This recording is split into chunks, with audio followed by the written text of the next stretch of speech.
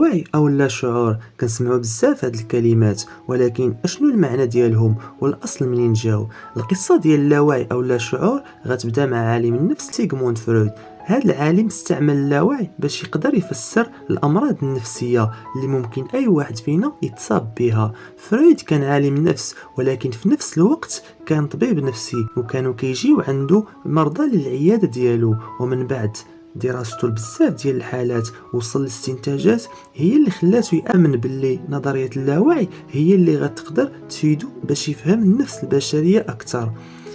هاد الاستنتاجات غيكتبها فرويد في الكتب ديالو اللي كانوا عبارة عن سلسلة من النتائج المتتالية للأبحاث ديالو المستمرة. من أهم هاد الكتب كتاب تفسير الأحلام، وكتاب الأنا والهو، وكتاب الحياة الجنسية، ومحاضرات في التحليل النفسي. الفكرة الأساسية اللي كتقوم عليها النظرية ديالو في التحليل النفسي هي أنه كيعتبر الإنسان الذات اللي كتكون من جهاز نفسي، وهذه حاجة كانت معروفة، ولكن فرويد اللي غيضيف هو التقسيم ديالو لهذا الجهاز النفسي. فهو كيقول أن الجهاز النفسي ديال الإنسان ما فيهش غير الوعي اللي كنعرفوه، ولكن راه كاين حتى اللاوعي. بل أكثر من ذلك، فرويد كيقول باللي اللاوعي هو الأساس ديال هذا الجهاز النفسي وماشي الوعي.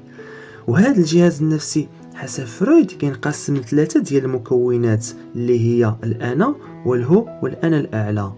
الأنا هي الذات الإنسانية الواعية، يعني فاش كنكونوا في حالة يقظة تامة، إدراك تام لذواتنا ومحيطنا. والهو هو الممثل ديال اللاوعي في الجهاز النفسي، وهو بمثابة الخزان ديال الغرائز والرغبات المكبوتة، يعني كاع دوك الرغبات اللي بغينا نحققها في الواقع ولكن ما قدرناش، حيت كاين واحد الأنا الأعلى اللي كيمنعنا باش نوصلوها لحالة إشباع. هذا الأنا الأعلى هو المجتمع والأخلاق والعادات والقوانين والمعتقدات.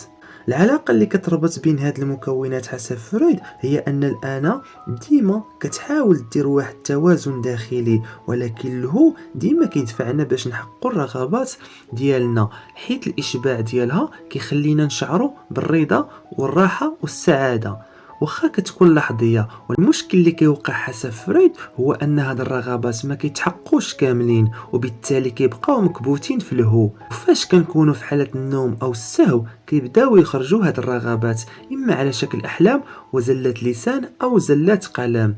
وفي حالة ما كانت هاد الرغبات المكبوتة كتيرة بزاف ومتراكمة تقدر تشكل للانسان مرض نفسي. وما نساوش ان هاد الهو كيبدا يتشكل من المراحل الاولى ديال الطفل، وكل خطأ في التعامل مع الرغبات في هذه المراحل الأولى غيكون عنده انعكاسات سلبية في الكبار. فرويد من خلال النظرية ديالو في اللاوعي قدر يفهم أن السبيل الوحيد باش يفهم المرضى ديالو هو بالرجوع للمراحل الأولى ديال النمو ديالهم، وهذه الطريقة كتسمى في علم النفس بالمنهج السريري. الخلاصة اللي ممكن نستنتجوها من هذا الشيء كله هو أن فرويد كيأكد لنا أن كل واحد فينا إلا حاول يفهم مزيان بنية الجهاز النفسي ديالو ويحلل الأحلام ديالو غادي يكون قادر أنه يتجنب يوقع في بزاف ديال الأمراض النفسية.